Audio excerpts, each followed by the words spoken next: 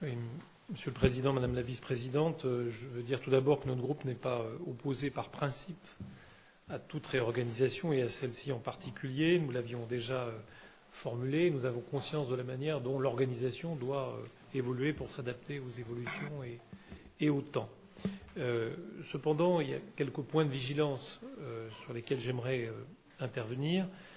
C'est déjà ce passage à la dimension numérique ou au tout numérique qui fait qu'au fond, on a une sorte de double révolution une même année pour les agents. C'est particulièrement ambitieux et en tout cas ce sera exigeant pour eux.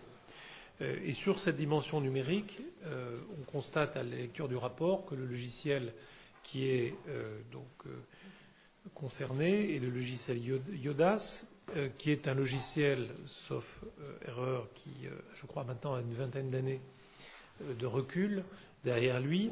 Il semble être assez peu intuitif, assez difficile à utiliser et en tout cas particulièrement lent, ce qui, évidemment, d'ailleurs, provoquant quelques ratés il y a quelques mois, a occasionné quelques difficultés dans nos services.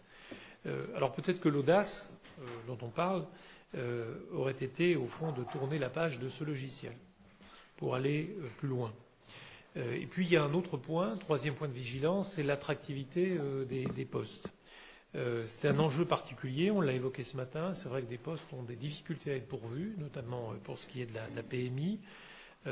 On sait que c'est un vrai sujet parce qu'il y a des départs en direction d'autres collectivités, voire d'autres départements, et que, évidemment, si l'on veut relever le défi qui est celui de la qualité du service, il faut bien, en effet, que l'on ait des postes pourvus et en compétences. Donc il y a un troisième point de vigilance que je tenais aussi à souligner.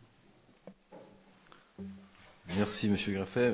Peut-être donner la parole à Monsieur Raffo et nous répondrons ensuite. Non, Monsieur Greffet a abordé cette deuxième révolution, c'est le numérique.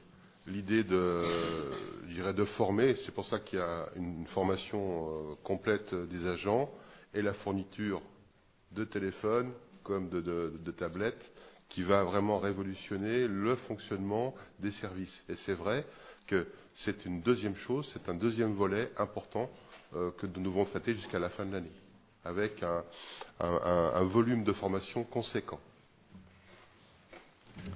Merci. Madame la Vice-présidente, si vous voulez rajouter quelque chose. Oui, je vais essayer d'être assez rapide.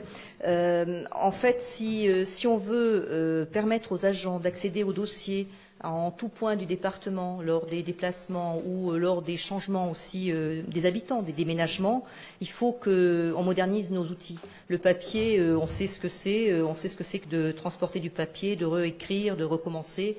Donc, au bout d'un moment, il faut essayer d'évoluer au niveau du papier. Sachant que effectivement cette évolution numérique va s'accompagner de formation et elle a déjà un peu commencé, donc c'est pas une évolution qui va se faire du jour au lendemain, mais elle a commencé en douceur et elle va se poursuivre. Elle est indispensable, sachant que pour les habitants, par contre, le côté papier, le côté dossier papier continuera. Donc ça veut dire que l'habitant continuera à pouvoir remplir son dossier de façon papier ou numérique, mais c'est vrai que petit à petit, de toute façon, la plupart des services publics vont s'orienter vers le numérique. Tout à fait. C'est un profond changement, c'est vrai, il faut le dire, mais en tout cas, c'est une véritable adaptation au monde moderne dans lequel nous vivons. Et là, encore une fois, c'est pour être plus réactif aussi, et je pense qu'un agent se retrouvera bien mieux sur une tablette que sur une foultitude de classeurs qu'il a à transporter pour aller à son bureau, pour aller chez l'usager. Là encore, c'est vraiment un côté de facilité que nous apportons à nos agents. Et surtout, transmettre les informations sans les perdre.